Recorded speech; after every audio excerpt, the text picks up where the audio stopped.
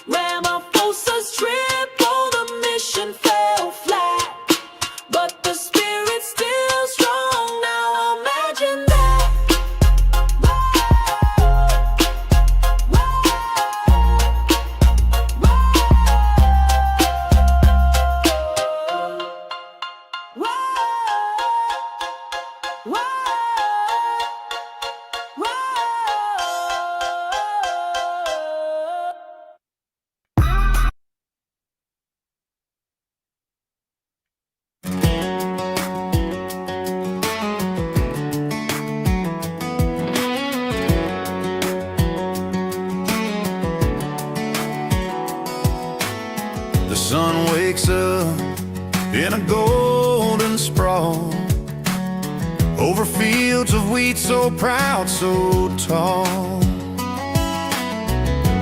Morning whispers, rivers hum their tune, a land where hearts can bloom. The mountains stand like ancient friends, the kind of peace that never ends.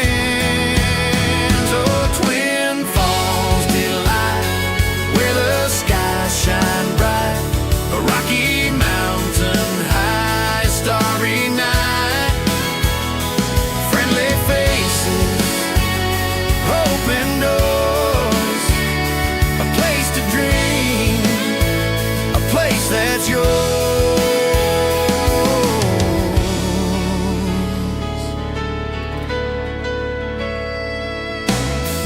Main streets alive, laughter fills the air, dreams right on the breeze without a care.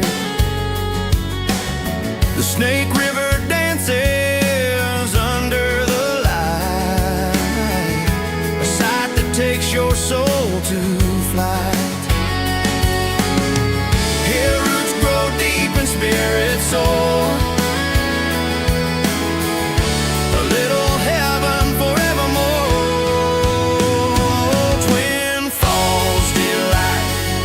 the skies shine bright, a rocky mountain high, a starry night, friendly faces, open doors, a place to dream, a place that's yours.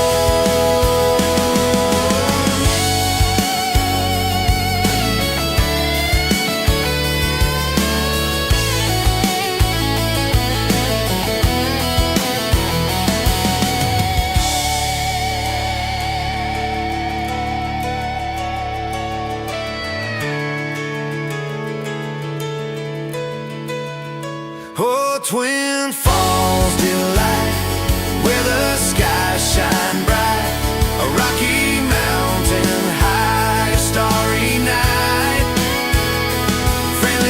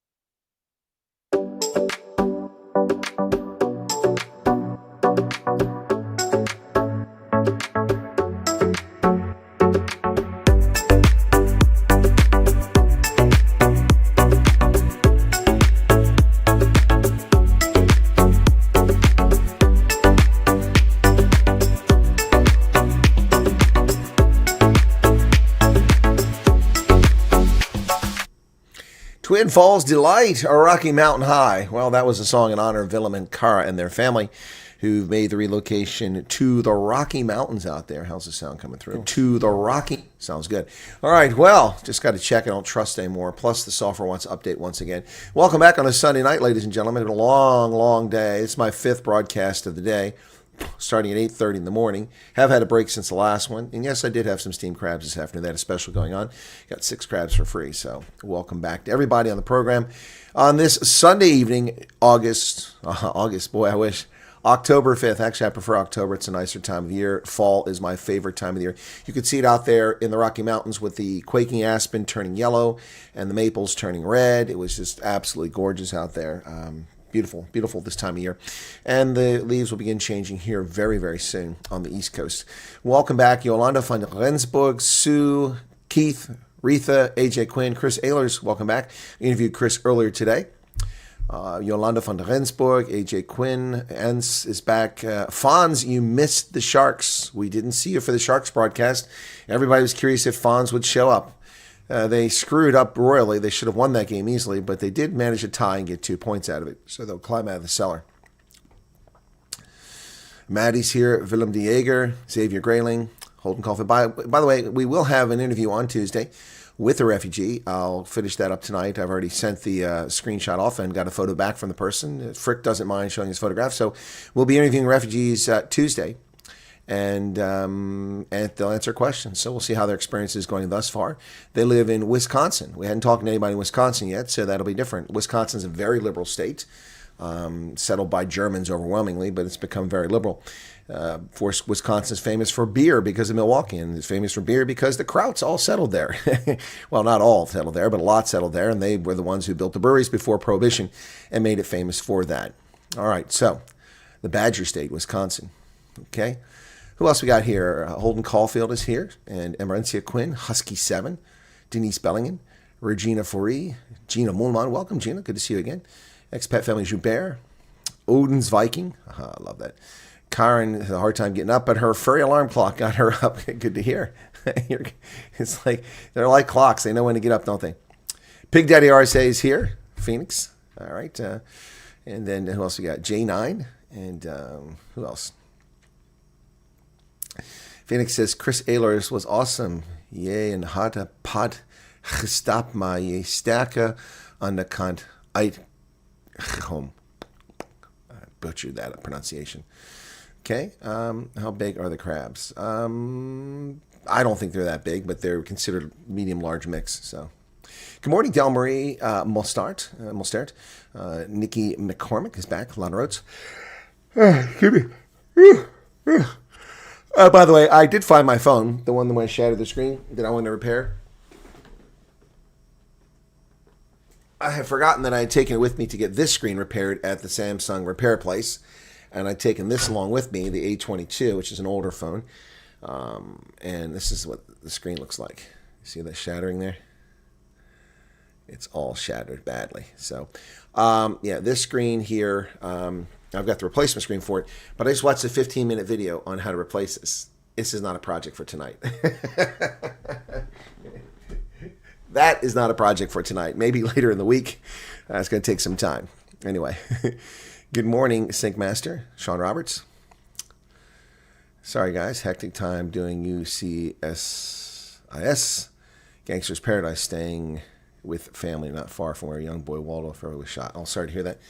About that shooting. It's a 59 refugee withdrawal. What's a 59 refugee with? No, it's not a 59 interview. No, this is a later refugee. This is a recent arrival. So we're now finally getting people to step forward and talk to us about the experience beyond a 59, because that will be the narrative here. It already has been the narrative for some of the hate wankers. Oh, there's only 59 people over there. No one else. We don't know if these people are. I would be really grateful if Indians and colored South Africans who came over would also come forward and do interviews, because pretty soon they'll start that spewing. See, it's just Afrikaners. No, it's not just Afrikaners. I've had Indians and coloreds who've arrived in the States, but they haven't offered to do interviews. I'd be very grateful if you do that. And it's not because you're Indian or colored, but it is because you're Indian or colored, because the liars will say something else. I don't care if you're Indian and colored or white, Afrikaans or English speaking. I don't. But I do care about the truth. And the only way to expose the truth is to provide sunshine. Sunshine is the best disinfectant. Let ultraviolet radiation kill off the germs and the hate wankers. Phoenix said that was great. Your Afrikaans is getting better. He said he walked a hard road but came out. Yeah, no, I know what you said. Thank you for turning in English, but I understood it. I can't formulate the sentences in my head. I can understand. It's because I didn't spend much time around Afrikaners immersing myself. Whereas with German, I dream in German. I used to dream in French too. Yeah, it's crazy. And there was a time that I actually had a couple dreams in Swahili back when I was immersed in Swahili. It's funny how your brain works. Madeline Swart, welcome to you. 787 Dreamliner's back. Linda Fundanest. Jean Spence. Estimation, my only guess. There's probably already two. Yeah, I would say so. 250, 300 would be my guess. Del Marie says, most stars Afrikaans from Masterton. I didn't know that. I thought it was from German. Nia Heritage, welcome to you. Hank, hello, hello, hello. Fluffy Navel. And the ex and her family were only German. Okay, thanks, Chris, for sharing that. Right. Anyway, folks, there you have it. So good morning to everybody. Getting my phones repaired. So here's the phone I picked up in England, a new one. This is an A17, which is ironic. That was an A22, which is 5 years old. This is an A17. It just come out for 3 weeks, and I got one of only two left at a Curry store at a mall. It's a lovely little phone. Got a cover and a screen protector for just 10 pounds because it was a special. I got it at the EE store. So I use that as a hotspot with a SIM card from the UK. The other one, these are both dual SIM cards, and that's the critical part for me is that they're both dual SIM cards. I haven't really tried taking any photographs of this one yet, but I'm sure it's good. And this, of course, is my S21 Ultra, which is my mainstay, and the one that I had to replace the screen on. So, yeah, so there you go. Working with my Samsung phones. I had to have another one, too. This is not this is Chinese garbage. This is for my business account, which it just stays turned off most of the time. This one here, it's a one phone. I don't really care for that. I didn't have a choice because I'm going to cancel that account because it's just a waste of money. They're just getting money from me every month. It's money that I need, not them. So, all right, you charging or what? There it goes. Finally, it's charging. So I'll charge that one. And I'm going to cancel that account very soon. I'm going to cancel a lot of things very soon.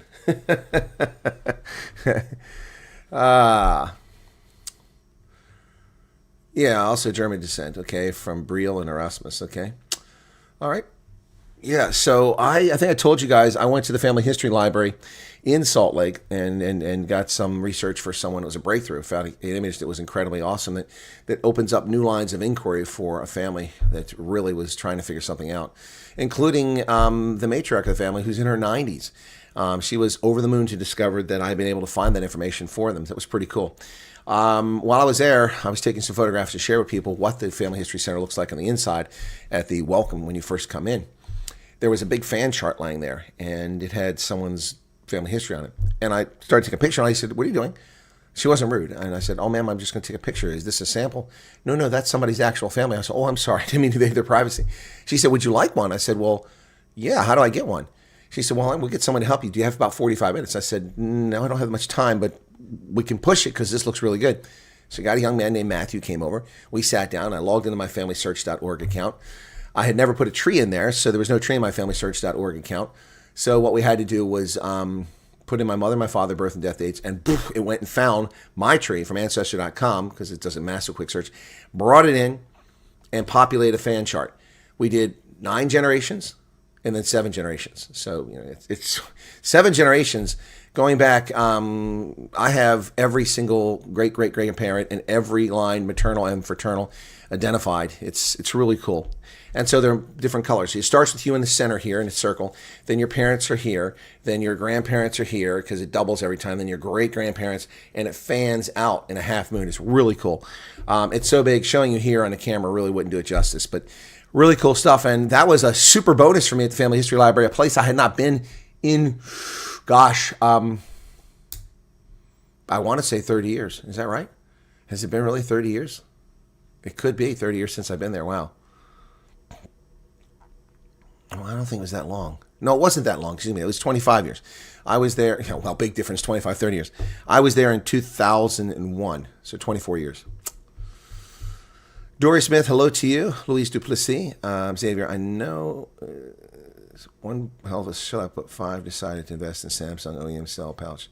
Phone's been dropped, banged. Oh, wow. Okay. Thanks for sharing that. Adrian Frick, welcome to you. Grüezi from the Republic of the Schweiz. My ancestors, Adrian, go back to the year 536, I think it is, on the island of Öland, off the east coast of Sweden. 1250 is impressive, though. That's very impressive. Anybody who gets back past 1850 has done a good job researching because it gets harder. But I have gone back to the year 5. So yeah, I know. Isn't that something? I have 26,000 people in my tree. And when I mentioned that to somebody, because we were talking outside the Family History Library waiting for it to open at 9 o'clock, she goes, "Oh, you're one of those.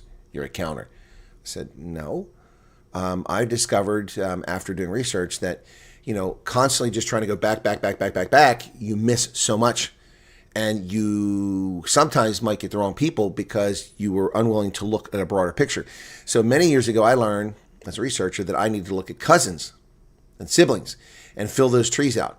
And that has been unbelievably productive for me to discover things like the fact that I'm related to someone that married Lord Curzon, the Viceroy of India. My cousin was married to Lord Curzon. And that story is because a family in Western Maryland had a retail business, which they turned into a retail empire, and they wound up merging into Marshall's, which is a huge retail empire in Chicago. And the daughter was the heir to that and wealthy. And at the time, the British were dirt poor as empire was coming to an end, and they had lots of kids they had to marry off. And so those with titles would marry heiresses from America, lots of them, and they would link the two families, cementing the relationship between the United Kingdom and the U.S. even tighter, but also bringing the American fortunes back over to the U.K. So she was married to Lord Curzon. I also have a cousin who was an ace in World War II. We had, I think it's five kills, which makes you an ace, in North Africa. And his name was Wolfork, and from Western Maryland. And he's never been found. What happened was his flight was there. He was the commander of the flight. He was a captain, I think. And they had finished their term. They were being replaced by a new flight coming in. So a new flight came in, and his team was back on the ground and ready to head out for, whatever, rest, recreation or recycling or finish their tour, whatever it was. This is in North Africa during the Second World War. And the new crew was out and wasn't that experienced, so he flew out an orientation flight with them over the Med off of Tunisia. When they were offshore, they encountered German fighters, overwhelming strength. They had like 5 or 6 planes, and there were like 20 coming at them. He ordered them planes to all turn back. They all turned back except 2. Him, who fought to buy them time, and the incoming commander. They were shot down over the Mediterranean, and the remains were never recovered. There is a grave marker for him at the American Cemetery in Tunis. This is my cousin. Pretty wild stuff there. So you find some fascinating stories when you're willing to spread your trees out further. It's not a question of adding numbers. I'm not trying to press people. I have 26,000 people. There are historians who've got 100,000 people in their tree, and very good historians. It's not about that. It is about discovering things. No, I don't have a place named after me in Switzerland, but I do have family from Switzerland. And this is an interesting story in and of itself. We have a father who came with his children from Switzerland in the early 1770s to America. Yep, and I will tell you where he came from. Attisville in Oberbib. Okay. And that is right on the border of the French and German-speaking portion of Austria. So Attisville and Oberbib. Let me see if I can get this to come up. Come on. It's not far from Solothurn. Okay, open to maps. That's what I want to do, open to maps. There we go. All right, so I will show you. And I went there during the Rugby World Cup most recently, and I've been there several times. But my ancestors came from there. Yeah, so he was a widower. His wife died, and he had small children, and he left Switzerland, came to America, settled in Western Virginia. Wasn't West Virginia yet. It was still Western Virginia. It was still Virginia. Settled there. He had a daughter who had illegitimate children. My line descends from her illegitimate children. And that was a mission in and of itself to investigate. I investigated that line and was not certain of that connection, was not confident of it until two things happened. Number one, the first thing that gave me more confidence in my research was that I stumbled across someone else who had researched and came up with the same conclusions. That made me feel more strong about it. But then when I got my DNA results back, I suddenly started getting links, bing, bing, bing, bing, bing, 5 or 6 different cousins who are also descended from that line. And to me, that's pretty much definitively proven that Swiss line of descent through an illegitimate child. Wow.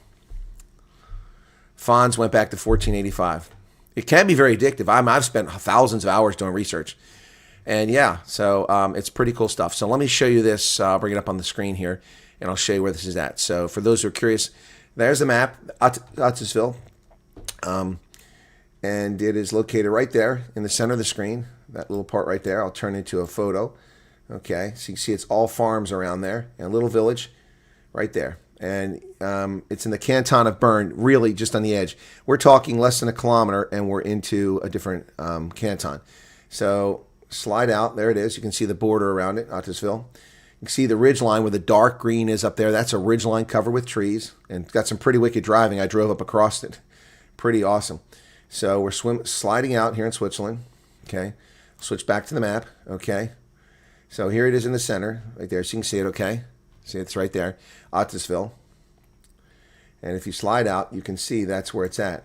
So there's Bern just below it, and this portion over here in the west is a French-speaking portion, and it's German-speaking portion to the east. And Otisville is literally on the border where German and French was spoken. Yeah. So when you go through the records, sometimes they're French spellings, sometimes they're German spellings, Swiss German, so not German German. So anyway, Otisville. It's a municipality in the Oberargau, administrative district in the canton of Bern in Switzerland. First mentioned in the year 1364 is Attensvilla. The area around it runs around the Aar River, inhabited by since at least the Mesolithic period. The remains of Mesolithic, Bronze Age, and Latène settlements have been discovered in the municipality. A number of farms and villages exist in the area during the Roman era, along with the menhir or standing stone that may predate the Romans. Of course, standing stones predate the Romans. They're Celtic. During the Middle Ages, the village was part of the Herrschaft of Bip, Oberbip. In 1413, the cities of Solothurn and Bern acquired the entire Herrschaft, which they jointly administered. Anyway, population is 1,504 people. It's just absolutely lovely. So here's a photograph of it in 1925. So this is what it looked like in 1925.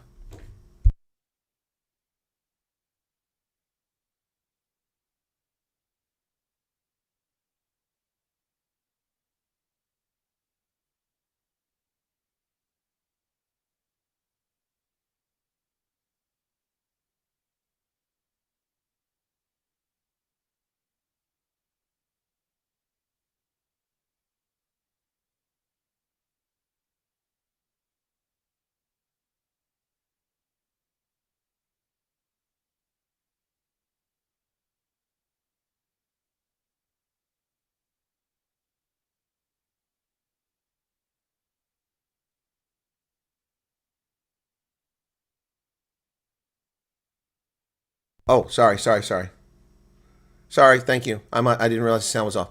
Yeah, so mention here of 1066 and William the Conqueror. Mine, okay, got it, guys. Got it, no audio. It sounds back. I must have bumped the microphone by mistake. So you mentioned 1066, Karen, and the Battle of Hastings. Interesting note for me, my ancestors, the Wyatt line goes back. In the year 1066, we were on both sides of the combatants. William the Bastard, or William the Conqueror, who he later became the Duke of Normandy, was my 34th great-grandfather, and Harold Godwinson, the man he defeated that day at the Battle of Hastings, was also my 34th great-grandfather. How is that for irony? How is that for irony? That's pretty wild stuff. So I've also talked about my ancestor, Sir Thomas Wyatt, who led a rebellion against the crown over faith and religion, marching on the capital of London with an army of about probably 10,000, 5 to 10,000. And as they left Kent and marched towards London, the army began to fritter away, and his army was too small to defeat the crown. He was captured in London, taken to the Tower of London, tried, and beheaded at the age of 34. Ooh. So, lucky for me, he had one son. Otherwise, I would not be here. Yep. It's fascinating for me because going back to the family history, there are a number of instances on certain lines, particularly on a paternal line of English nobility, where a woman had a child in her late 30s, early 40s, and one actually in her late 40s. And if that had not happened, I would not exist. That's why it's fascinating. Also, the story about my great great grandfather who had a dispute with his wife. And what happened was, he was in D.C. when he died. He was a florist. He died, Maurice Ellsworth Wyatt. He died, and he and his wife were estranged. She was living in Baltimore still. He was living in D.C. when he died in 1934, if I remember correctly. Anyway, I was told by my uncle when I had a conversation with him once that, oh, yeah, you don't know the story about him? Oh, yeah, because that was his grandfather. It was my great-grandfather. Yeah, no. She said throw his ashes in the bay. I'm like, what? I thought he was making it up. So I actually went to Washington, D.C. I had to wait about an hour and had to move my car because you only park for a short period of time. You have a huge fine. Deal with the surly, rude bureaucrats in Washington, D.C., who, of course, are all black. No white people working there. These people were all very rude. Got his death certificate, which cost me, I think at the time, almost 30 years ago, cost me like $25 to get the damn thing. So I had his death certificate, which proved a few things. I found his gravestone where he's buried in Maryland, up the road, several hours away. But then I researched and I went to the Washington Post and I did a search for his name and I found him. He was on the front page of the Washington Post in the 1930s because when he died, his wife said, cremate him and throw his ashes away. My grandmother, Beatrice Virginia Wyatt, loved her father dearly and she was angry. So she sued her mother and the District of Columbia. It was front page news. In the 1930s, she sued. I mean, things weren't happening in America, apparently. Sued them for her father's remains, and she won the case. In the meantime, they kept his cadaver on ice blocks, big ice blocks, in the mortuary at the coroner's office in the District of Columbia until the court case was settled. So, crazy stuff, man.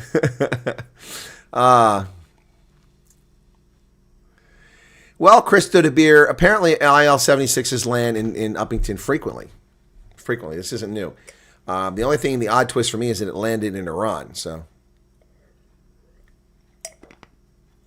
yeah, those are all stories on their own. They're fascinating. I should write a book. Okay, I'll lay one more on. My grandmother was from Saxony. We would have the Baron von Mayer Frick. Well, that's pretty cool, Adrian. And you're in Switzerland. Interesting.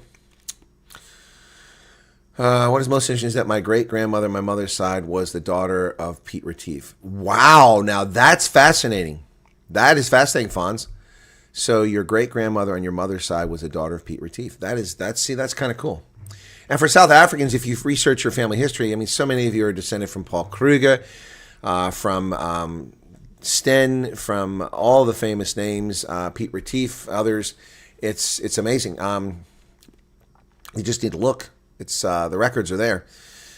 Yeah, it's amazing stuff. I mean, it's pretty famous people in history. My grandfather was so my grandfather, whom I only met like twice in my life, and as a small child, was an aviation pioneer. He was what do they call those guys? The barnstormers. He was a barnstormer back in the 19-teens and 1920s, and he knew Amelia Earhart, Wiley Post. Howard Hughes. I have a photograph of my grandfather with Howard Hughes in front of the Ludington line. It was the first commercial airline in history. It ran from Philadelphia to D.C. and Baltimore and back up to New York in the early 1930s. The first commercial airline. My grandfather was part of it. But my grandfather was not a good person. I mean, he abandoned his family and his wife and his children and moved to Alabama. Became the lead engineer in the Saturn V tail assembly for the Apollo space program. But hey, anyway. Almost impossible to get done, maybe just because we're trying to do it from here. I don't know. Good morning, CB. How are you doing?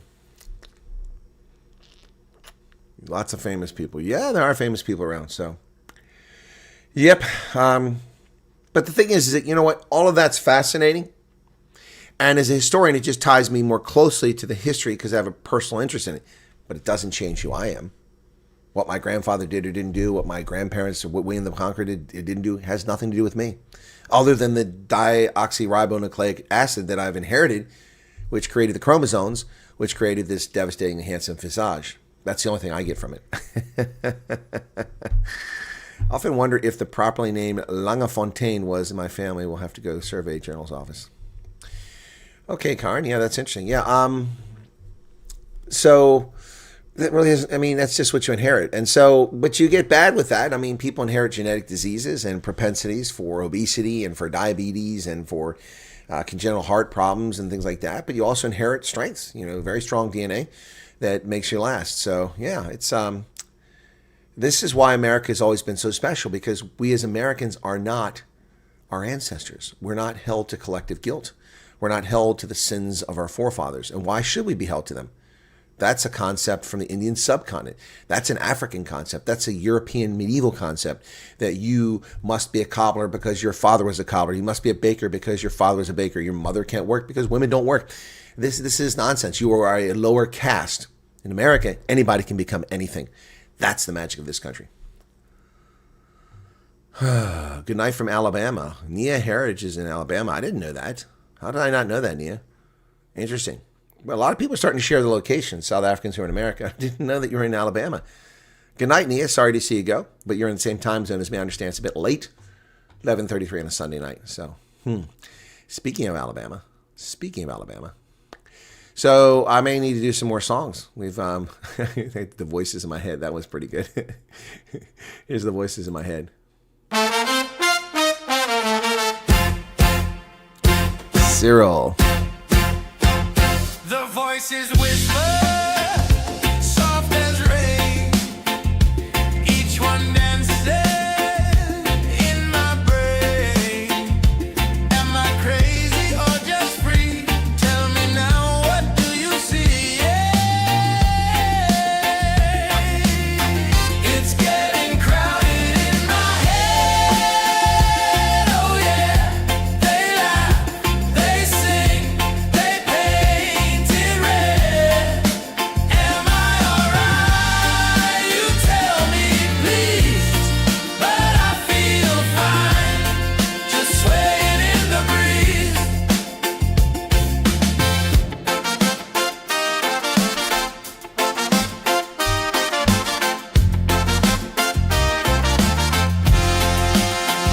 They chat at dawn, they hum at night.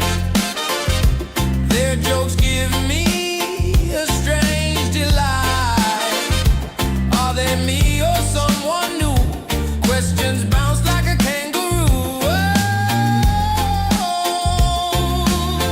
It's getting crowded in my head. Oh yeah, they laugh, they sing, they paint it red. Am I alright? You tell me please. But I feel fine, just swaying in the breeze. Trumpets play a golden sound. They echo deep, they spin around. Voices dance a reggae beat.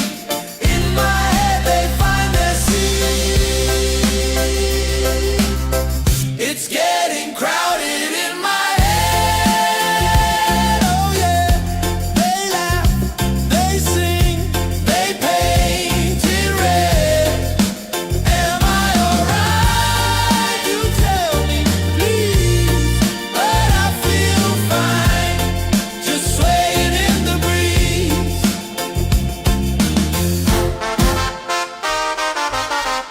It's getting crowded in my head.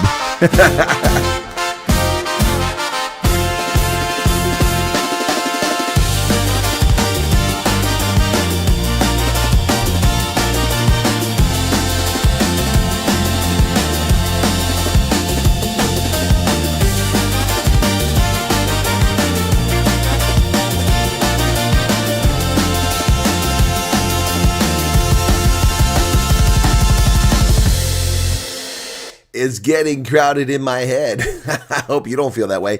Ronell, where the hell have you been? I haven't seen you in donkey years. I get worried when people disappear. Glad to see you there. Everyone loves this shirt, man. I had no idea anyone would like this shirt. It's pretty cool. At least you're not, Nikki, at least I'm never lonely. That's true.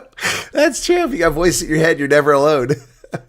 I have to get a Swiss Alphorn. That reminds me of a You've Got a Man, not You've Got Mail, Are You Being Served episode. When they come back for the start of the season, they've all been on vacation, and Captain Peacock comes back, and he's got a high voice like this because he got sick from, it was an alpine horn blowing contest, and he put the horn in his mouth someone else had, and he got sick, so he has to throat nodules and a spray, and his voice comes back, and then it goes back to my high voice very quickly. Oh man, I love it. I love it. I love it. Yeah, Nikki, you're right. At least you're never lonely. It's the voices in my head. Yeah. We've had some fun with some of these songs. Come on, guys. Give me a theme for tonight. What can we do to make a new song tonight? I haven't made a new song in a few days. I did do that instrumental for the Old Faithful, which came out pretty good. But what about you have 5 voices in your head? I seem to have inherited longevity. Sadly, no family fortune to see me 90s and thousands like my grandpa and his brother. Yeah, no, it's weird for me. On my maternal side, the lifespan seems to be average, but on my fraternal side, I got a lot of ancestors live to be 90s and over 100, a couple of them. In fact, I just had a cousin who just passed away at the age of 103, like 2 years ago. Wow, it's amazing. The Biden one. Oh, but that's not my song. You're talking about, yeah, my mind's going blank. That's not mine. But yeah. Oh yeah. Going to my mind's going blank now. What's happening? I can't remember. I'm gonna lose track. My mind's going blank now. What are you talking about? What the hell's going on here? Where the hell are we? My mind's going blank now. I can't remember. I don't know what the hell he's talking about. What am I doing here? My mind's going blank now. Where am I headed? I keep forgetting I'm president. Where am I? No idea. Last night I was on a television. I mean a telephone. Telephone rapidly rising. And with I don't know. COVID has taken more than 100 years. Look, here's why. Reflected in the NHEI. America is a nation that can be defined in a single word. I was the foot in the We're gonna seize the ill-begotten gains of Putin's autocracy. Yeah. NATO's purpose is to defend against aggression. Let me make Near and dear to you that you like to be able to. Anyway. My mind's going blank now. What's happening? I can't remember. I'm gonna lose track. My mind's going blank now. What are you talking about? What the hell's going on here? Where the hell are we? My mind's going blank now. I can't remember. I don't know what the hell he's talking about. What am I doing here? My mind's going blank now. Where am I headed? I keep forgetting I'm president. Where am I? No idea. I don't think as Come on, Junior, spit it out.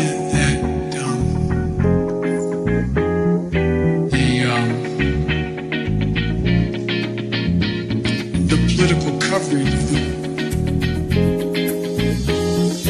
I want to thank and recognize Dr. John Kingersong.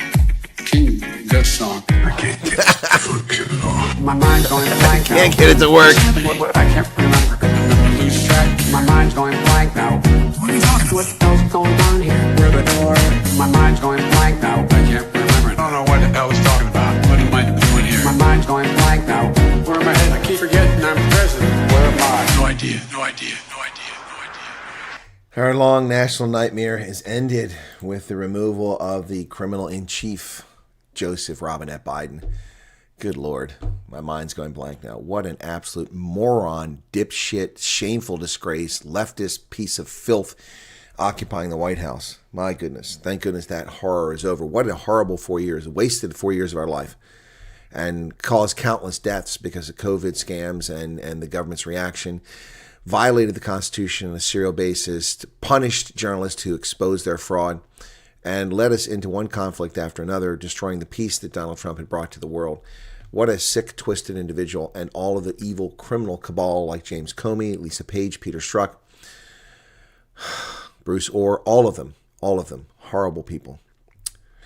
Fawn says, from what I can surmise, Deborah Retief divorced William Skinner and then married Standerton and married a Grayling. Okay. I always feel sorry for him. I don't feel sorry for him at all. He's a filthy human piece of sewage, and has always been a filthy piece of human sewage. He was an opportunist getting elected to the Senate from one of the tiniest states in the country, which only took a few thousand votes to get him in office in 1972. And then he used his position in the Senate to steal from this country, to trade favors and access, and sold our secrets to the Chinese, and because him and his family are a criminal syndicate. I have no empathy whatsoever. The fact that he's senile now, I don't care. He'll never pay for his crimes, and the harm he's done to this country over the decades. No, it wasn't America's finest moment. It was one of our worst moments. I thought I was experiencing a chronic nightmare, then I saw the light. Sweet dreams. Is Adrian out of here? Okay, have a good night if you're leaving. Listening in the background, it's busy getting hectic in my kitchen. Jam season starting. Jam season, okay. Ah, Husky 7 may be a lady. She's canning. Dudes don't can. Yeah. Yeah, anyway, so that's that. I did have a little bit of news to talk about tonight. First, I'll ruin your life. A state's witness is threatened, according to the Daily Maverick. Interesting story here. The Daily Maverick, going back to its roots of reporting news and doing investigative work, I'm going to pass out from shock. Okay, why is this not coming up? Oh, that's the wrong one. This is what I want. State witness alleges threat by investigator in the Palo Palo case. Allegations that the Palo Palo investigating officer threatened a key witness could throw the state's case into turmoil as the court prepares to decide whether crucial evidence can be trusted or if the investigation itself has been tainted. In an explosive twist in the Palo Palo trial, a senior investigating officer was accused of threatening a state witness with promises to ruin his life. The investigating officer cannot be named due to a court order, took the stand not as an investigator but as a witness after his own conduct was under scrutiny. The alleged mastermind of the case is Emanuela David, who is on trial with his siblings. They face charges of conspiracy to commit housebreaking, intent to steal, and theft, and 2 counts of housebreaking. According to the witness, the security guard, who also cannot be named, the officer warned him that lying would come at a cost. Do you see how damaged David's life is? If you want yours to be damaged, you'll tell me lies. I'll ruin your life. Huh? So I don't understand. Is he trying to get him to lie, or is he trying to get him to tell the truth? Because you can tell them that. That's not a crime in itself. So I don't know what's going on with that. Bitcoin hits a record high. A new high for Bitcoin, and people want to invest in Bitcoin. That's not me. Bitcoin has set another all-time high in a broader risk rally around the U.S. government shutdown. The token climbed to as high as $125,689, or 2.17 million rand for one Bitcoin on Sunday today in Asia, topping its previous record set on August 14th. Investors have speculated that the shutdown, which kicked in on Wednesday, will drive investors to safe haven assets in what market participants have begun to call a debasement trade. Well, good. I encourage you all to abandon the stocks. Feel free. Feel free. All you investors, if you can flee, because you'll be back. Let's get the price of Abbott Laboratories driven down. Motorola, General Motors, drive it down. Drive it down. Microsoft. U.S. government shutdown with Mexican-type music. I used to follow Daily Maverick when they went woke and leftists would watch to see their turnaround. It would be nice to see them turn around, but I don't think they're turning around. They just have an occasional good story. How do you interpret the language when black professors say things like whiteness is a problem? Well, I don't interpret. I simply identify them for what they are, racist. They're racist. Is blackness a problem? What the hell is blackness? What the hell is whiteness? That's the words of a racist. Those are evil people who have no place in society. And if they have tenure as a university professor, it shows you how corrupt the institution that they work at is. No. Anyone that says that has a problem with whiteness or blackness is a problem. They're just morons. They're race-hustling pieces of filth. That's what they are. Yes, expat family Jew, but I'd rather have Krugerrands too. There's value to Krugerrands. Yep. Sad how some winning parties can destroy what a former built. Biden was a total failure. He also was prominent and did go to Rhodesia during the last years of the war. Look at Zimbabwe today. Yeah, well, he also famously went to Robben Island. You know, it's in Soweto. He went there to Robben Island in the 1980s and met Nelson Mandela. Yeah, he told us that. So Frick Peters say, the first thing that Willem and Kara purchased when they had only a handful of cash, the first thing they bought when they arrived in America, I told this to my friend tonight who's 87 years old. He was really impressed. I said the first thing they bought, an American flag. And it proudly hangs on their garage outside. And they take it down every night because it's not illuminated like you're supposed to. They're following flag etiquette. You should be so bored of the racism, broken record. I know I am. Well, of course I'm tired of it, but people still run with it, so we have to expose them. Yep. We have to expose them. But Bitcoin has set a record high. And once again, folks, the African National Congress is in trouble with this Izuleni investments. What happened there? What happened there? What happened there? Well, apparently they didn't pay them. I'm very confused. Long-standing legal wrangle between the ANC and the investments company. By the way, this story doesn't appear on Cockprot 24, the mouthpiece of the ANC. It appears in the IOL. Interesting that it's not there. Fikele Mabalula's trail of cash. Fikele is being accused of corruption. Oh, say it ain't so. I'm so shocked. You already had a flag, so you didn't have to buy one, okay? AfriForum's private prosecution unit urges the National Prosecuting Authority to reconsider not prosecuting Fikele Mabalula over his 2016 Dubai trip. So, ANC politicians are getting things paid for by others, living the life of luxury on other people's dimes for influence and access and tenders. Surprise, surprise, surprise. I find it funny, the Trump memes and the Dems. Yeah, that's pretty funny, the sombrero memes. They're having fun with those. They're having fun with those. No, not Fikile. All right, so when I comment on Sia Khaleesi, the black supremacists and the white leftist liberals come out and attack me and call me a racist. They ignore when I've done videos saying that Sia's done a great job, or I comment and saying when he's performed well. But when I criticize him, apparently they consider me a racist. So I'm going to criticize Sia Khaleesi tonight, okay? Not in a heavy manner, but in an objective manner. Here's a story in Cockprot 24. I wore this jersey when nobody wanted to watch us, says Sia. Now, that's a reference to when the coach was the losing Alistair Coetzee. He's been with the team through all the highs and lows. So I'm sorry, Sia, but you say that. I've worn this jersey when nobody wanted to watch us play and when it was hard to get a win. Now, no matter how tough it is in a game, we know how to win, fight, and dig deep. That takes a lot. Well, here's the thing, Sia. I'm an American. I've been a Springbok fan since long before you were born. And I was a Springbok fan when your turgid performance against the teams when you were 4 wins and 8 losses that year, or 4 wins and 12 losses, something like that. Terrible season. I remained a Springbok fan, as painful as it was. And I watched every opportunity I had. And I went to games when I could go to games. So it isn't as if nobody wanted to watch you. It's just the loyal Boca nation stuck with you, even though you were a turgid team and a disgrace to the Springbok uniform. Yes, we stuck with you. So it wasn't nobody wanted to watch you. It's just that the fleeting fans weren't there. But those of us who are true Springbok fans who have always been there through the bright days and the dark days. I was a Springbok fan when sanctions were applied and they were not allowed to play international. And when the arrogant asshat nose in the air, holier than thou Kiwis refused to participate. Screw them. That's why I don't get South Africans, especially white ones, who like the All Blacks. They're scumbags. They're scumbags. Their hatred of South Africa was misplaced, and I'll never forgive them for that. I'm talking about the rugby fans, not Kiwis in general.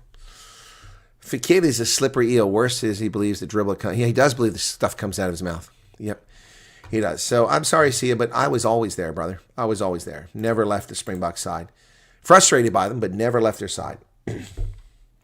Anyway, so that's what Sia has to say. So I'm going to be railed for that. Of course, nobody's watching this stream except a handful of you, so I probably won't hear any backlash on that. But that's how I feel.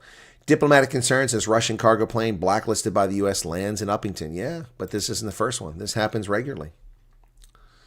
Yep, that's not it. That's not an IL-76. That's just a photograph there.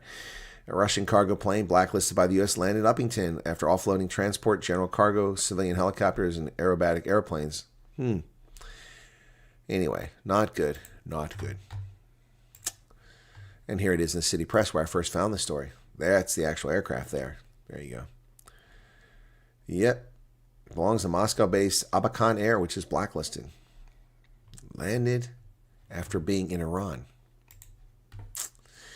Yep, the ANC just doesn't learn. They do not learn, ladies and gentlemen. They do not learn. They'll do all they can to piss off the American government and then claim that they're the victims. Well, ladies and gentlemen, the British broadcasting propaganda outlet, BBC, has said that the police may get additional powers to ban protest. Police could get power to ban protest, and the Prime Minister must come clean over China. Whoa, who is that chica? Man, oh man, she got some legs on her. Dang, who is that? Who is that? Mahmoud, the Home Secretary, says police could get powers to ban protest. Wow. Alarm over minister's plan to give police more anti-protest powers. This is proof once again that the United Kingdom is not a free nation. It's a captured nation where the inmates are under the total capricious control of Whitehall. And wheelbarrows of cash from Iran. Yep. Hey, Jeremy, what's going on? How is Indonesia? Is it any crazier there? The world's largest Muslim nation. Mostly peaceful, Indonesia. France's new prime minister names a government that probably won't last long, according to the Associated Press. France's new prime minister named a government today, bringing back former prime minister former finance minister Bruno Le Maire to serve as defense ministry, where he'll help oversee French military support for Ukraine and address threats to European security posed by Russia. Other key positions cabinet announced by President Emmanuel Macron remain largely unchanged. Well, there you go. But this government probably will not last very long, folks. A girl in Canada wearing an American flag sweater is called a fascist supporter by her teacher. What kind of scumbags are being hired? We have groomers. We have women sleeping with teen boys. The statutory rape. We've got grooming of kids in school. We've got this nonsense of kids being censored, their voices being shut down in America and Canada. What kind of people, this trans nonsense and trying to show, pornography and fellatio and cunnilingus and rimming to kindergartners. This is what these scumbags are doing. And having story time with drag queens. These perverts, these sick, twisted individuals are not helping anybody. Exposing children to things that they're not prepared for. Influencing them in a way that's dangerous. And this nonsense here. A Canadian father is hit back at a school teacher who allegedly mocked his daughter for supporting a dictatorship by wearing an American flag sweater to school. Chris Elston, known online as Billboard Chris, posted on his social media this week, airing his anger over the alleged interaction with his daughter, Aria, at school. According to South Surrey-based Elston, his daughter told him the teacher questioned her for wearing a Brandy Melville Navy sweater, which has Old Glory emblazoned on it. He said, I just picked up my daughter from a Canadian school wearing her beautiful American flag sweater. I've just learned that the teacher asked what she was doing wearing this today and literally accused her of supporting a dictatorship and fascists. Another teacher witnessed this and asked my daughter if she was okay afterwards. We will not tolerate this abusive language. Complaint incoming. Exactly. In an update, Elston added the teacher in question has known his daughter for years, saying this is not okay. He appeared to have contacted the unknown teacher according to an emailed response he shared from them, saying the problem has since been solved. Really? Has she been fired? If it hasn't been fired, then I don't think it's been solved. The response from teachers said, I understand your concern, had already planned on touching base with her on Monday before receiving your email. I know she's an upstanding student, and I have a positive relationship with her teacher and a coach with her for many years. In all honesty, the comment I made about the American flag was done flippantly and without thinking. Yeah, well, you shouldn't be influencing children. You should be removed, if that's your view. In no way was I intentionally trying to upset or embarrass her, but I see how it could be received. Well, of course, because you're an ass. I do not want her to feel that my comment was a calculated attack on her. See, they're backtracking now. They're backtracking. Watch the girls' grades suddenly take a dive south. Watch that happen. Unbelievable. Unbelievable. Shameful conduct. And that's a teacher. That's a teacher. 2 Mouseketeers invaded my bed. They had a boxing match. Okay. It gets worse every day, Nikki. I know. A girl's wearing a sweater with the American flag on it in Canada, and she is verbally assaulted and insulted by her teacher. What is wrong with these people? Keep your mouth shut. Unbelievable. And the harm they do to these children. If she had a Palestinian flag, yeah, she'd probably be heralded. She'd probably get the week off and get all grades and be exempt from exams. Yeah, exactly. You're exactly right. Teachers must be held to account for trying to influence and harm children. That's not your role as a teacher. Best News Channel is here, Colonel. Thanks again for the News Now UK, where you can find news on anything. Great stuff. Hey, Del Marie. All right, my pleasure. Donald Trump is considering $10 billion worth of subsidies for our farmers. I am a free market person. I believe in the free market deciding what should happen with minimal government intrusion. The government should be a guiding hand that provides a level playing field for all actors and ensures that there's no miscreants who take advantage of others by abusing the rules and ensuring the rules are fair. That's the role of government, not to intervene.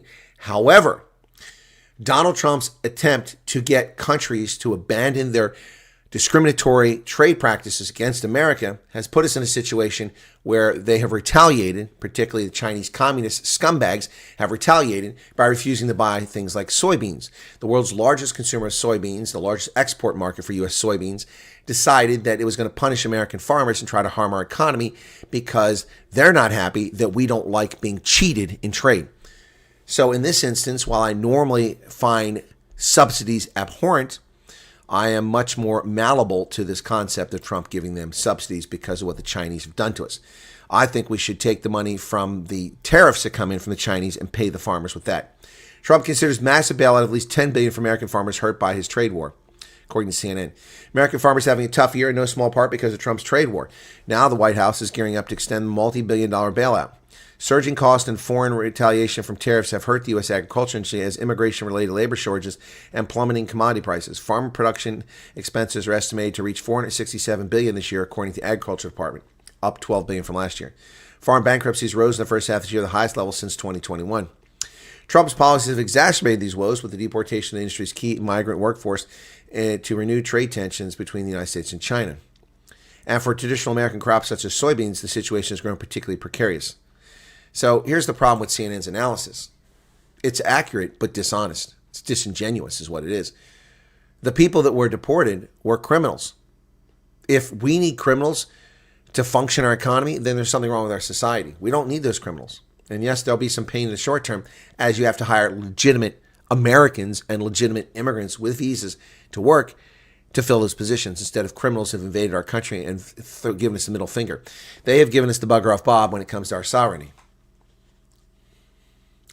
Well, the problem, Shawnee, is the soybeans were already planted when this nonsense started. So you can't just plow them under. You lose a lot of money. Growing oats, yeah. Well, here people grew other things this year where they could. I saw several fields that were late maize fields that, they're only up to my knee now. They should already be getting harvested. They're a little bit higher than my knee. I didn't know that anyone in Africa is blocking soy. Well, that's just stupid. But America's largest producer of soybeans. So, yeah. It's become the poster child of farm economy's plight. And they're blaming Trump for it. Well, Trump deserves a little bit of the blame, but the real blame belongs where the origin of this problem is, China. And I hope the Chinese starve. I hope they starve without the soybeans. That's their problem, not mine. Seeing teff grown here. Corn rotation. Well, here it's a mix in central Pennsylvania. Most people switch to maize one year and then back to soybeans next year, sometimes fallow. But it's not everywhere. It's not like every field is maize. Some fields actually have soybeans. Others grow alfalfa, things like that. Not always a bailout. I don't recall Trump ever offering a bailout before. I'm not offering a bailout. I'm suggesting that the tariffs that are paid from China be used to subsidize the harm done to the farmers so that there's no money coming out of my pocket. It comes out of the tariff pocket. So that's my suggestion. Well, veterans react to Pete Hegseth's speech, and the Guardian, of course, picks a very biased viewpoint. So let's talk about that. So this is just utter garbage. So I don't mean to demean the service of other service members, so I'm not going to do that. But the sources they cite are hardly authoritative. And it's funny how they don't talk to any former generals. Veterans react to Hegseth's insulting address to generals and admirals. Defense Secretary's speech touching on physical fitness and doctrine of lethality was seen as egotistical and dangerous by a former junior enlisted member who was a journalist and a former pilot who was a major. And that's it. That's their sources.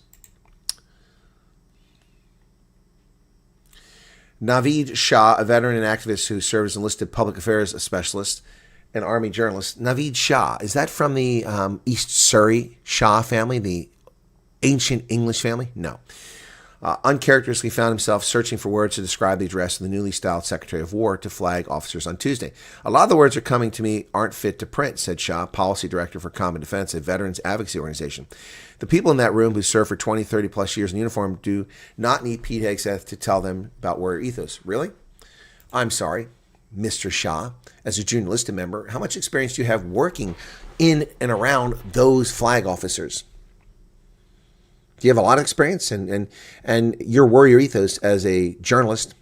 Not trying to diminish your service, but what experience do you have around them? You're junior enlisted. You only spent a couple years in the military, and you're a subject matter expert on this now?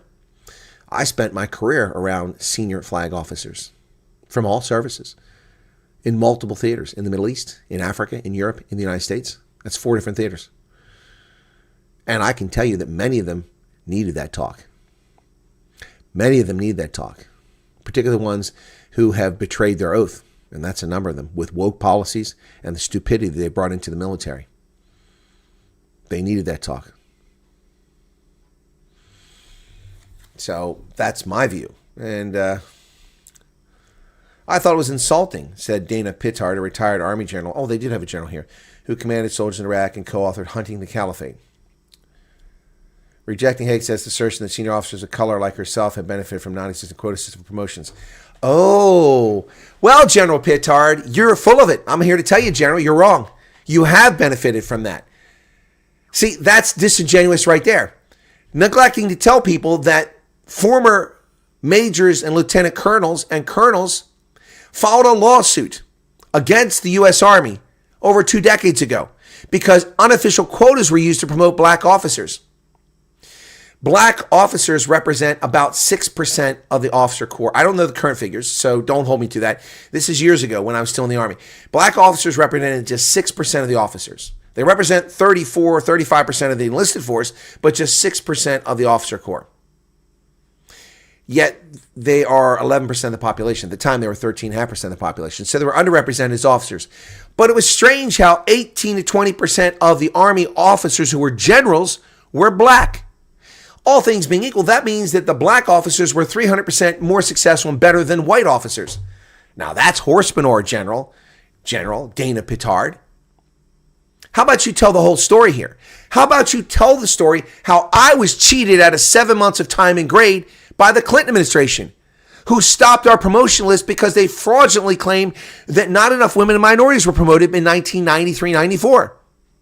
But when they looked at the board results of the previous 3 years running average, my year group, without your woke intervention, promoted 10% more women and 12% more minorities. Don't tell me, General Pittard, that people of color are not advanced when they aren't warranted.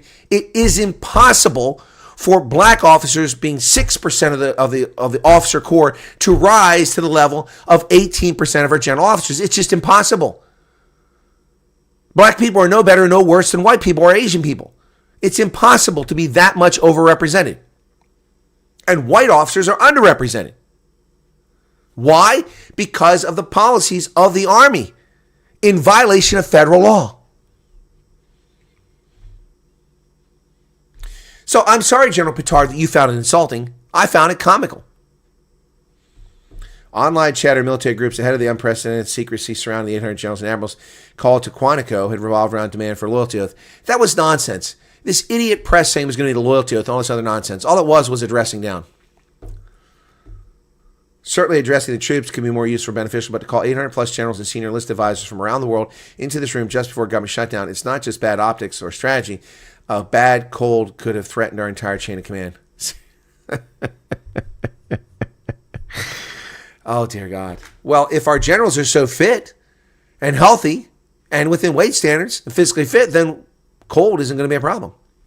Silly.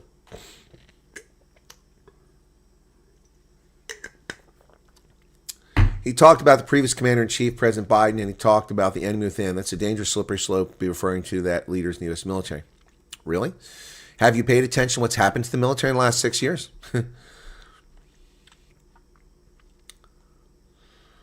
Oh, my goodness. I'm a fairness advocate, and the avenue of approach that I'm able to see is that they're creating a pathway of fairness, said Sally Roberts, an Afghanistan war veteran and Team USA world medalist in women's wrestling, who founded Wrestle Like a Girl, which advocates for women's wrestling and opportunities in schools. Roberts said she had not been allowed to serve in some selective units despite her physical abilities. I was held back because I didn't fit the right idea of who they wanted for those particular units or groups. And I feel like this is the opportunity to actually level the playing field for these high-performing, high-achieving individuals that want to succeed but have barriers to entry. Amy McGrath, a retired Marine pilot and former Senate candidate, described Hegseth's comments about women as disparaging. He claimed the military needs to return to the male standard in combat jobs of 1990. But here's the truth. There's never been a separate male and female standard. Oh, that's a lie. That's a lie. What is she talking about? There are different physical standards. Women have to do less sit-ups and less push-ups. Seriously? The Army's physical fitness standards are based on... She was a Marine, so she's talking about the Marines. But the Army has different physical fitness standards, and that's what he's talking about. Do you see how these people have limited views of the world? She's a Marine, so all she knows is the Marines. Well, the Army has different standards. Women have different PT standards than men. Simple as that. And the odd thing is the older I got, the more they refined the standards and made it harder for older people to pass. I mean, when I was 18, I was running 10 minutes and 34 seconds for 2 miles, which is really fast. I was like a gazelle. And the maximum to get 100 points on that, I think, was 13:05. Then, when I became older, the standard was 11:40 or something like that to get 100 points. But now I'm in my 30s. I'm older. It's more challenging. My body's wearing down, and I have to do more than I did to get 100 points back then. Yeah, anyway, male and female standards are different. She's full of it. All she knows is the Marines. She doesn't know what she's talking about. Women entered combat roles. One standard was set, and we've been meeting it ever since. You can either do the job or you can't. You're wrong, Major McGrath. You're wrong. And you're running for the Senate. You don't even know what you're talking about. The Army has different physical fitness standards. So you know what you're talking about. Tamara Stevens, a former Navy cryptological technician, said she found Hegseth's discussion of lethality more alarming than anything else, given the context that Trump provided a letter with comments about using deployments in American cities. Basically, he's saying that we're no better than Hamas because people are joining because they want to break things, they want to kill people. I mean, for anyone who's been in the military, we're not qualified to be secretary. He's not qualified. He's barely qualified to be okay, so a Navy cryptologic technician. That's another enlisted person with limited experience, Tamara Stevens. So I don't know where she divines her analysis. That is not what Pete Hegseth said or he implied. Just silly people. All right, there's comments in the chat here. Let me see. Del Marie Mostart says Muslims are strong ANC supporters. Some are, not all. Cycling Journeys has to go. Don't you think it's time to encourage more holistic farming practices, less bare glyphosate monoculture? Well, I don't know what you're talking about, Nikki. We do crop rotation here. We do soil regeneration. We leave fields lay fallow. We plant alternate crops that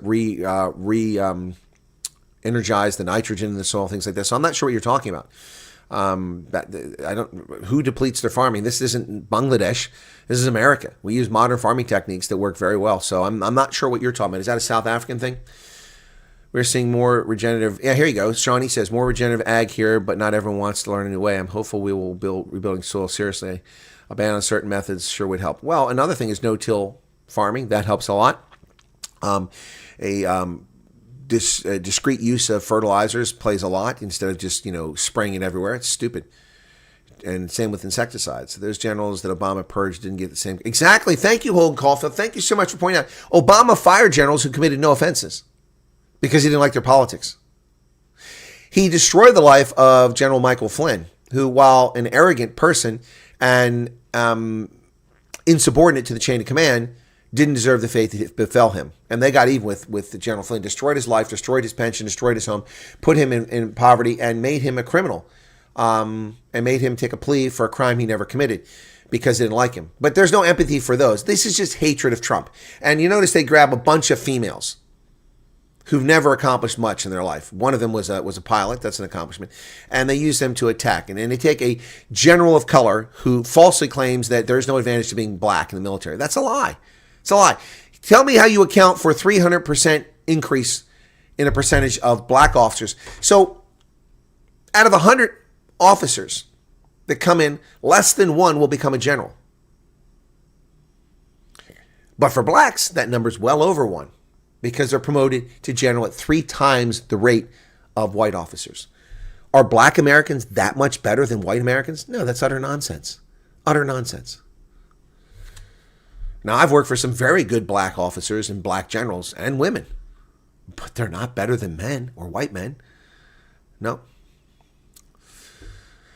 Good to hear. Yes, the farmers in South here also resist new agricultural methods. It's a shame. How much proof do we need? Well, it depends on what we're talking about, Nikki. Policies, a bad cold could have threatened all the generals. Wow. What message do you have? Exactly. Social engineering rarely works out. It should be natural to be sustainable. Agreed. Even basic field management of hedgerows, pollinator patches, windbreaks, growing now. Yeah, well, there you go. Look, the hedgerows in France, in Normandy, the hedgerows in England, the stone walls, they all have an effect. They weren't simply to divide the land. That was the purpose initially, but they stop soil erosion. They stop runoff.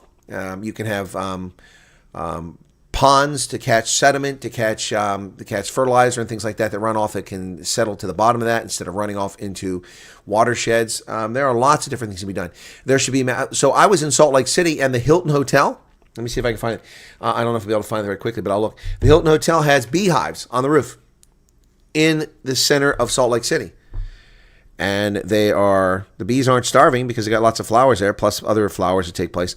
But yeah, in Salt Lake City, how cool is that? Let me see if I can find this image. They put it in the elevator to let us know about it. I mean, that's how I found out about it, was in the elevator. So Let me get back to Utah. So this is all Yellowstone. Yeah, so I mean, there's lots of things people can do, but a lot of people just don't think ahead, you know? It's crazy. Okay, keep going. Keep going. Okay, here it is. That was the next day. Oh, check this out. This is a sidewalk in Salt Lake City. You see that? See the beehive pattern, the honeycomb? Yeah, it's the beehive state. They all work together. So the crosswalks have just like honeycomb. How cool is that? That's in Salt Lake. By the way, this is the lovely lady who helped me with the research in Salt Lake. She was very helpful. Pretty cool. She was fascinated by the fact that I was able to find that document. So pretty cool. I'm trying to find. There it is. Here it is. So did you know that the Hilton Salt Lake City Center produces our own delicious raw local honey right here in the center of downtown Salt Lake City? I did not know that. So this is hanging inside the elevator. So they have beehives on the roof of the Hilton. So if you plant flowers and you plant soil beds and you plant ways to retain water runoff, also you can make a blacktop that is not impervious to rain, one that leaches the rain through it and is not dangerous. We've had that technology for over 30 years, but people refuse to do it because it's slightly more expensive. But then what you get is more natural runoff. It's artificial to pave and concrete everything, and the water just rushes off and does damage and erosion. Same on farms. You know, you got to plant crops to allow for the soil to absorb these things. Nikki says we still need to debate gender roles. It's so obvious. I agree. Employment quotas are very unfair. Yep. Shawnee, it takes money and change, new equipment, more seed when using cover crops. It's like how many ways can we show what soil health ensued? Yeah. We have seen more use of airplanes for crops and drones versus tractors in regards to distributing soil. In many cases, it was not political, it was religious. What's that, Holden? Bets Haynes, welcome back to you. I see your membership didn't come back yet. Wolf the Blind Biker's here. Or your beehives on the roof. It is really cool, Shawnee. I love it. It's awesome. I mean, that's wasted space. So what happens with urban centers? They become heat sinks. They have these large concrete, steel, and glass buildings that absorb all this ultraviolet radiation and pull this heat down and retain it. And cities don't cool. However, if you put foliage, if you put vegetation, if you put water on top of these buildings and make them into urban gardens, urban forests. I mean, one of the coolest things about Johannesburg is it's the world's largest man-made forest. It's a forest, most of Joburg, trees everywhere. And that really has an impact on lowering the temperature. Plus, except for the central business district, most of Joburg's dispersed, so the heat gets a chance to radiate away. It's really awesome. But this involves planning. Now, you're probably going, how does Chris know this? I mean, he's just an Army colonel. What does he know? I did postgraduate work in community and regional planning, folks, at Iowa State University of my own volition. So I have experience and expertise in city planning, in urban planning, in agricultural planning, in population distribution.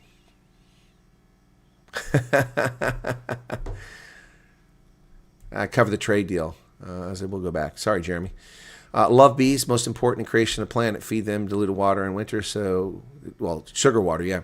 I am a beekeeper, Del Murray. I don't know if you know that. I'm a beekeeper. I graduated from Michigan State University 2 years ago as a beekeeper, yep. No, the bees in South Africa are not all friendly. You're right about that, Frick. So that's a video I had on here. We showed it recently. I went to South Africa. And also, someone was supposed to be editing a bee video, which hasn't been done, so I have to do it myself. But I did an interview with bees down in the Whale Coast, down by Stanford. I went down there and did that and interviewed these folks, honeybee heroes, and went out with them and checked the bees out. But when I went to South Africa in Somerset West, along with Garrett, we went out to visit some beekeepers, and everybody got stung except me. African bees are nasty. Obama goes into your office and tells you to remove a cross from a wall. That sums it up. Exactly. Yep, you're right about that. Anyway, so these people, this story is simply BS. Total BS. I mean, these opinions are poorly informed. They just hate Trump. And they're saying that Hegseth is not qualified to be Secretary of State. Well, who was qualified to be Secretary of State? Les Aspin? Cohen? They weren't qualified to be Secretary of Defense. Ridiculous. Pennsylvania Supreme Court has determined that all counties must notify voters when their stupid mail-in ballots are rejected. The ruling means voters statewide will now be notified if mistakes might prevent their ballot from being counted. Voters must be notified if election officials are going to reject their mail ballots because of an error such as incorrect date or missing signature.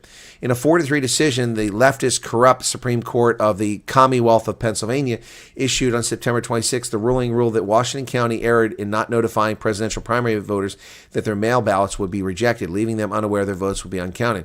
We must interpret the election code and the statutory procedure in a way that favors the fundamental right to vote and enfranchise rather than disenfranchise, says Justice Kevin Doherty. Well, what I have to say is eliminate this bullshit mail-in balloting and only limit it to people who are eligible for it. Don't simply give people a choice to be lazy and not go vote. You want to vote? Get off your ass and go to the polling station and vote. Your employer must release you to do it. The schools must release you to do it. You're allowed to vote. We keep the polls open until 8 p.m. Plenty of time for people to come between 7 a.m. and 8 p.m. 13 hours we have to work on Election Day, just keeping the polls open to allow you to vote. There's no reason for mail-in balloting except for military, not at home, U.S. diplomats stationed abroad, business people traveling, those in care facilities who cannot go to the polling station. That's it. None of the rest of these people should have mail-in ballots. It's a scam. It's nothing but a scam. It's manipulated by election officials in districts, Republican and Democrat. It's manipulated by states. It's manipulated to get the results that they want. And it is a scumbag practice. It is lazy. It's disgusting, it's vile, and it's unnecessary. Yep. That's right. And I've run for office, and I'll stand by that. There's no reason for people to not go vote unless they're infirm or out of the area. Nikki said, I figured that out by the way you communicate knowledge on environmental issues, demographics. Your knowledge is down. So, well, thank you, Nikki. Yeah, well, I'm a conservationist. The planet is here. We should use it, but use it responsibly and renew it and regenerate it. Not a big fan of landfills, but I understand the need for them. Pete Hegseth at least served prior to becoming Minister of War. You're correct about that, Charles. Others didn't. So these idiots saying he's not qualified are just fools. They're just asshats. Look, I'm not a big fan of Pete Hegseth. I thought he's pretty arrogant. I didn't get a chance to meet him because he blew me off. I was at CPAC and he blew me off. I've never told that story before. Yeah, Pete Hegseth is all full of himself. That's a fact. I'll give you that. He's an arrogant asshat, but that doesn't mean he's not qualified to be the Secretary of Defense. And I saw that on display in Florida, in Florida when I was in Orlando for CPAC a couple years ago in 2023. Yep. Mail-in voting was a scam by Democrats. Yes, it was. If anyone tells me to remove my cross off the wall, they'll get the bugger off bunny, says Mr. QB. People should also be required to have relevant ID. Exactly, Charles. You have to have identification to buy cigarettes, to buy alcohol, to get medical care in a facility, to operate a motor vehicle, to board a plane, to cash a check. Why do you not need it to vote? That's the most sacred civic responsibility. Anybody that says you don't need valid government identification to be a voter is a scam artist. Your knowledge is very intimidating. Not much you don't know. How does anyone ever win an argument? Well, they don't, Nikki. That's why they call me names. That's why they call me a racist. That's why they call me stupid. They say I'm a misinformation person. They disinformation. They just lie about me all the time. They lie about me all the time. But the thing is that my channel's not getting much attention right now, so they're losing interest in attacking me. I mean, Newsroom Africa has slandered me in their news reporting. They falsely reported things I said. They simply lied. Daily Maverick has lied about me, a journalist there. I believe Cockprot24 also lied about me. I'm trying to remember if they did. In addition, a bunch of the social media Twitterati have also attacked me, and they've all been wrong, and I'm still here. Del Marie says, reference voting, please, all vote in South African people, please, so important. Well, look, I tried this. I'm tilting at windmills, Del Marie. In 2021, for the municipal elections, I begged people to go vote. I interviewed 45 candidates from 8 political parties and leaders of 6 of those political parties and tried to encourage people to vote in municipal elections, and only 31% of eligible voters showed up. Yeah, that's it. To be an American citizen is a privilege to be protected. The checks and balances are being removed in order to manipulate the system. Exactly. That's what's been going on. The one I made for you, says Wolf. Don't know what he's talking about. Something I learned. Some people, if they can't win an argument, they attack the person. Exactly. The ad hominem attacks. Exactly. So here's an interesting story. We'll go back to the Sunnyside Prowler. When Sunnyside Prowler made a video on TikTok, shamefully, using the cancer diagnosis of Jay Langton to attack the refugee program, to attack America, to attack the refugees, and to pretend that South Africa is a wonderful place of milk and honey, I did a video on that in response. I said a well-known TikToker or social media person in South Africa wrote this thing. It was shameful. I didn't mention her by name. Never mentioned her name. She did mention me slimily in her video, and I didn't even respond to that. I didn't mention her name. Then when I made my video, she stole my content and then lied about copyright law and then attacked me personally when I never attacked her. Never attacked her. I attacked her actions, which is different than attacking the person. The same with Miss Hepburn, who did a video attacking me, lying about me in her Facebook groups, telling people fairy tales, fiction, because she didn't know what she was talking about, and misrepresenting what I said. I didn't mention her name. I said someone's doing this and it's bad. You shouldn't be following it. She made a video and then attacked me personally by name and attacked my title and then cried because I attacked her as a woman. Well, I never attacked you, dumbass. I wasn't even talking. Never mentioned your name. You outed yourself. You doxed yourself. The same with the Sunnyside Prowler. I didn't attack these people personally. I'm like Trump. I don't come after people until they have to go after me.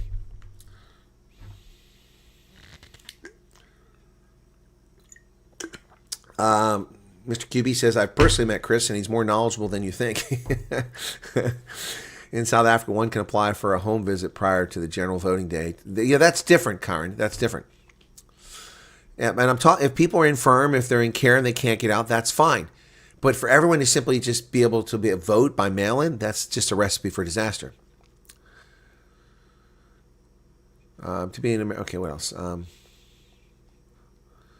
Yeah, but you're right about that. If they can't defeat you in an argument, they just attack you. And some of them just come out attacking you to begin with. It's pathetic and it's obvious. I'm trying to remember if this one's good. Yeah, let me see this. Let's play this one. Let's try this one.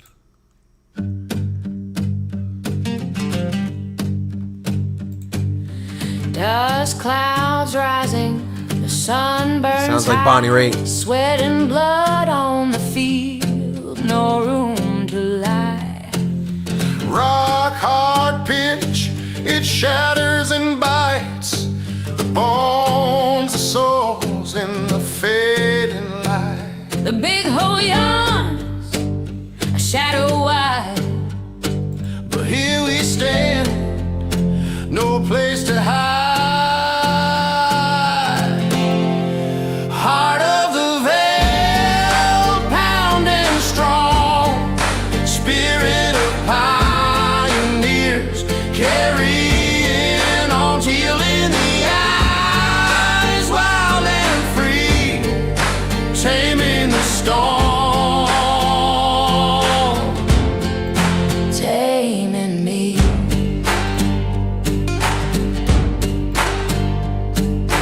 Boots grind gravel, hands grip tight, a team of heart and soul, ready to fight.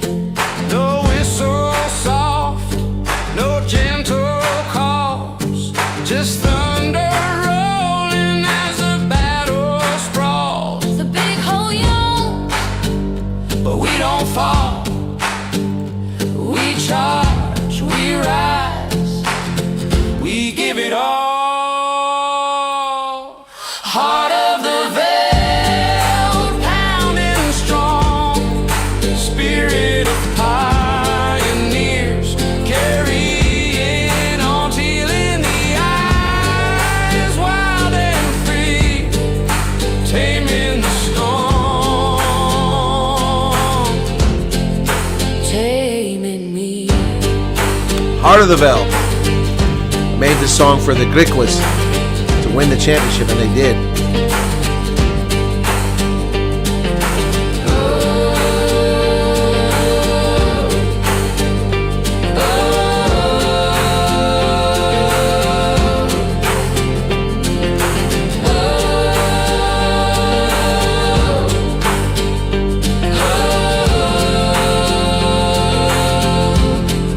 Heart of the veil, pounding strong, spirit of pioneers.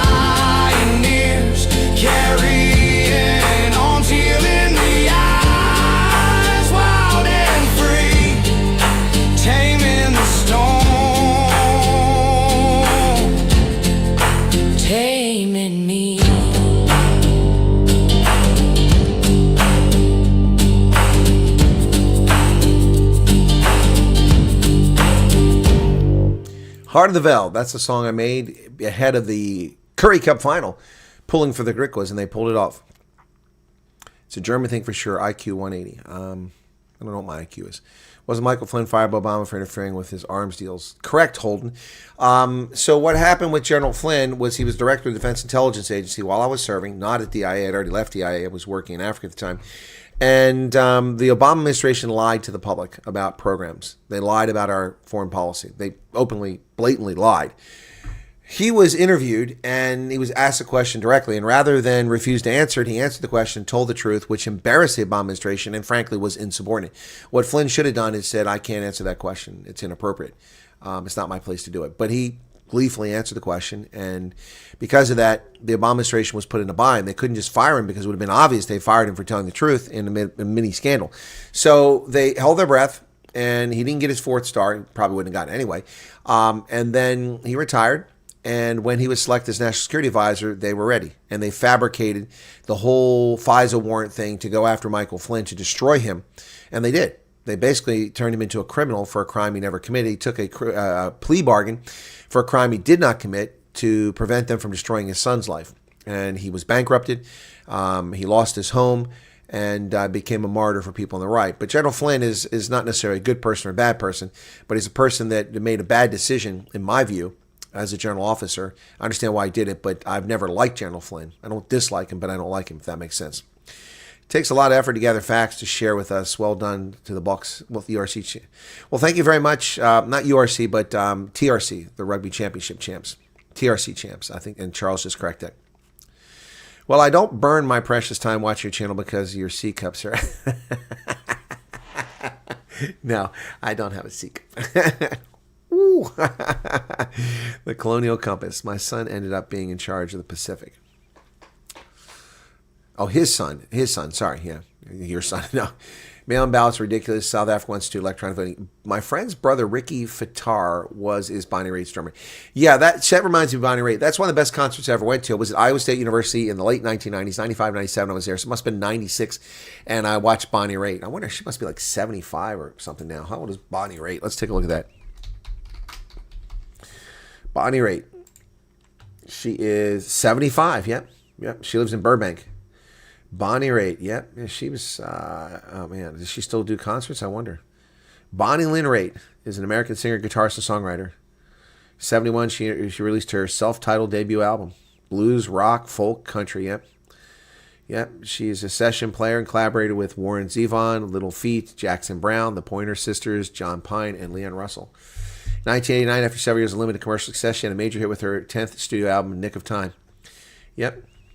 She's pretty amazing. Watched her in concert. It was something else. So, 89 to 99, that's when I watched her. These were the Grammy Awards in 1990 when she won a Grammy. Yeah, Bonnie Raitt, something else. She was a user of drug and alcohols. I didn't know that. Went to psychotherapy. Went to Alcoholics Anonymous. Wow, I had no idea. Yep, I had no idea that she was doing those things. Love the vocals sound. Sent to Brandy Wells. She can add to the playlist. Oh, send it to Brandy Wells. Hey, what the fluff? What's going on? Yeah, I haven't heard from Brandy or from John recently. I don't know what's going on there. Ezra Cohen Watnick? No, I do not. Okay. Folks, it is 12:30 a.m. here on the East Coast. Tom Poltney says, good morning, Colonel. Great news. I received mail from Air Congress this morning. Great way to start the week. There you go. A lot of people saying that.